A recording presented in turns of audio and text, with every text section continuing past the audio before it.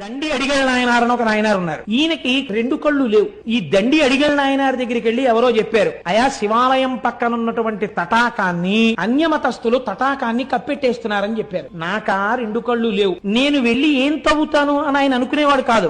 రాత్రి వాళ్ళు పని చేయరు కదా, వాళ్ళు ఎంత కప్పెట్టేశారో నేను అంతా మళ్ళీ తవ్వేస్తానని ఈయన గుణపం పారా పట్టుకుని అందులో దిగిపోయేవాడు. వాళ్ళు కొన్ని వందల మంది కలిసి కప్పెట్టేవారు. ఈయన ఒక్కడు అంధుడు దిగేవాడు. దిగి పారతో వేసేసి అది ఎటు వేస్తున్నాడో కూడా తెలియదు ఆయనకి. పాపం తడుముకుంటూ వెళ్లి పైన వేసేసి నేను మళ్ళీ శివుడికి తటాకం తవ్వేస్తానని అనేవాడు. ఒక రోజు తెల్లవారిపోయిందని తెలుస్తుందా? తెలియదు ఆయనకు. అంధుడు. అన్యమతస్థులు వచ్చేసి చూశారు. హోరి గుడ్డివాడా, అంధుడా, మేము కప్పెట్టే తటాకాన్ని నువ్వు తవ్వగలిగిన మొనగాడివా?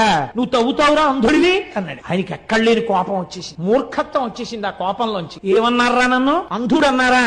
మా స్వామే కనుక ఉన్నది నిజమైతే ఇవాళ రాత్రి మళ్ళీ నేను తటాకం తవ్వడానికి వస్తాను కదా, నా కళ్ళు కనపడాలి, మీ కళ్ళు పోవాలన్నాడు. ఎంత చిత్రమైన మాట చూడండి. మూర్ఖత్వంతో అన్నాడంతే ఆ మాట. వాళ్ళు పెద్ద పరిహాసం చేశారు. నోరు మొయ్యి, రాత్రికి మళ్ళీ తటాకం తవ్వుతావా? మా కళ్ళు పోతాయి, నీ కళ్ళు వస్తాయా? అది చూద్దామని మళ్ళీ కప్పెట్టి వెళ్ళిపోయారు. మళ్ళీ రాత్రి వచ్చారు, కిందకి దిగాడు. దిగి గుణపం పారా పట్టుకున్నాడు. ఈశ్వర, తెల్లవారేటప్పటికీ నా కళ్ళు రావాలి, వాళ్ళ కళ్ళు పోవాలి, మళ్ళీ చెప్తున్నా, నువ్వు ఉన్నావని నాకు నమ్మిక అన్నాడు. తవ్వాడు. ఇప్పుడు ఈశ్వరుడు సంకటంలో పడ్డాడు. మహాభక్తుడు అన్నమాట నిజం చేసి తీరాలి, నచ్చ చెప్తే విండవు. కాబట్టి తెల్లవారుతోంది. ఈయనకి కళ్ళు వచ్చాయి, వాళ్ళకి కళ్ళు పోయి, అందరికీ కళ్ళు పోయి. ఈ విషయం మహారాజుకు తెలిసింది.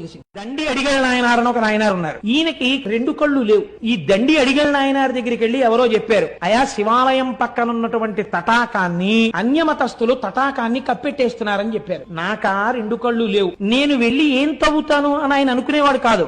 రాత్రి వాళ్ళు పని చేయరు కదా, వాళ్ళు ఎంత కప్పెట్టేశారో నేను అంతా మళ్ళీ తవ్వేస్తానని ఈయన గుణపం పారా పట్టుకుని అందులో దిగిపోయేవాడు. వాళ్ళు కొన్ని వందల మంది కలిసి కప్పెట్టేవారు. ఈయన ఒక్కడు అంధుడు దిగేవాడు. దిగి పారతో వేసేసి అది ఎటు వేస్తున్నాడో కూడా తెలియదు ఆయనకి. పాపం తడుముకుంటూ వెళ్లి పైన వేసేసి నేను మళ్ళీ శివుడికి తటాకం తవ్వేస్తానని అనేవాడు. ఒక రోజు తెల్లవారిపోయిందని తెలుస్తుందా? తెలియదు ఆయనకు. అంధుడు. అన్యమతస్థులు వచ్చేసి చూశారు. హోరి గుడ్డివాడా, అంధుడా, మేము కప్పెట్టే తటాకాన్ని నువ్వు తవ్వగలిగిన మొనగాడివా?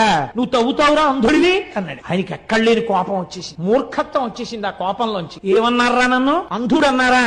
మా స్వామే కనుక ఉన్నది నిజమైతే ఇవాళ రాత్రి మళ్ళీ నేను తటాకం తవ్వడానికి వస్తాను కదా, నా కళ్ళు కనపడాలి, మీ కళ్ళు పోవాలన్నాడు. ఎంత చిత్రమైన మాట చూడండి. మూర్ఖత్వంతో అన్నాడంతే ఆ మాట. వాళ్ళు పెద్ద పరిహాసం చేశారు. నోరు మొయ్యి, రాత్రికి మళ్ళీ తటాకం తవ్వుతావా? మా కళ్ళు పోతాయి, నీ కళ్ళు వస్తాయా? అది చూద్దామని మళ్ళీ కప్పెట్టి వెళ్ళిపోయారు. మళ్ళీ రాత్రి వచ్చారు, కిందకి దిగాడు. దిగి గుణపం పారా పట్టుకున్నాడు. ఈశ్వర, తెల్లవారేటప్పటికీ నా కళ్ళు రావాలి, వాళ్ళ కళ్ళు పోవాలి, మళ్ళీ చెప్తున్నా, నువ్వు ఉన్నావని నాకు నమ్మిక అన్నాడు. తవ్వాడు. ఇప్పుడు ఈశ్వరుడు సంకటంలో పడ్డాడు. మహాభక్తుడు అన్నమాట నిజం చేసి తీరాలి, నచ్చ చెప్తే విండవు. కాబట్టి తెల్లవారుతోంది. ఈయనకి కళ్ళు వచ్చాయి, వాళ్ళకి కళ్ళు పోయి, అందరికీ కళ్ళు పోయి. ఈ విషయం మహారాజుకు తెలిసింది.